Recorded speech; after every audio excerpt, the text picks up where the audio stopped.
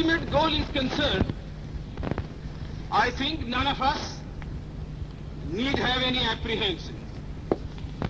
None of us need have any doubt. But my fear, which I must express clearly, is this. Our difficulty, as I said, is not about the ultimate future. Our difficulty is how to make the heterogeneous mass that we have today take a decision in common and march in a cooperative way on that road which is bound to lead us to unity. Our difficulty is not with regard to the ultimate. Our difficulty is with regard to the beginning. Mr. Chairman, therefore, I should have thought that in order to make a start, in order to induce every party, every section in this country, it would be the act of greatest statesmanship for the majority party even to make a concession to the prejudices of people who are not prepared to march together. And it is for that I propose to make this appeal. Let us leave aside slogans. Let us leave aside words which frighten people. Let us even make concession to the prejudices of our opponents. Bring them in so that they may willingly join with us on marching upon that road, which, as I said, if we walk long enough, must necessarily lead us to unity. And if I, therefore, from this place, support Dr. Jacob's amendment, it is because I want all of us to realize that whether we are right or wrong, whether the position that we take is consonance with our legal rights, whether that accords with the statement of May 16th or December 16th, leave all that aside. This is too big a question to be reduced to the position of mere legality. It is not a legal question. I say leave aside all these considerations and make some attempt whereby those who are not prepared to come will come. Let us make it possible for them to come. That is my appeal. In the course of the debate that took place, there were two questions which were raised, which struck me so well that I took the trouble of taking them down on a note paper. The one question was, it was asked, I think, by my friend, the Prime Minister of Bihar, who spoke yesterday in this assembly. He said, how can this resolution prevent the League from coming into the Constituent Assembly?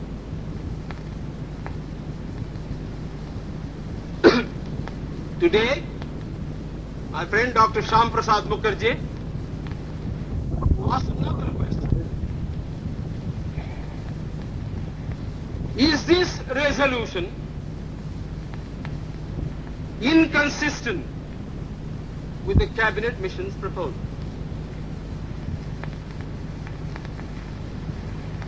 Now, sir, I think they were very important questions. And they I think, ought to be answered. And answered categorically. I do maintain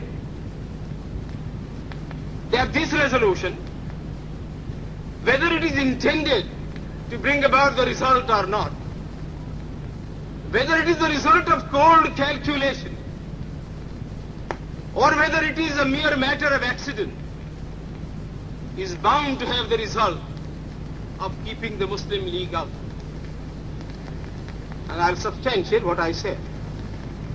Sir, I invite your attention to paragraph 3 in the resolution, which I think is very significant and very important. Paragraph 3 envisages the future constitution of India. I do not know what is the intention of the mover of the resolution, but I take it that it is a sort of, after this resolution is passed, it will act as a sort of a directive to the Constituent Assembly to frame the Constitution in terms of paragraph 3 of the resolution. What does paragraph 3 speak of? Paragraph 3 says that in this country there shall be two different sets of polity. One at the bottom, the autonomous provinces or the state, or such other areas as care to join a united India. These autonomous units will have full powers. They will have also residuary powers.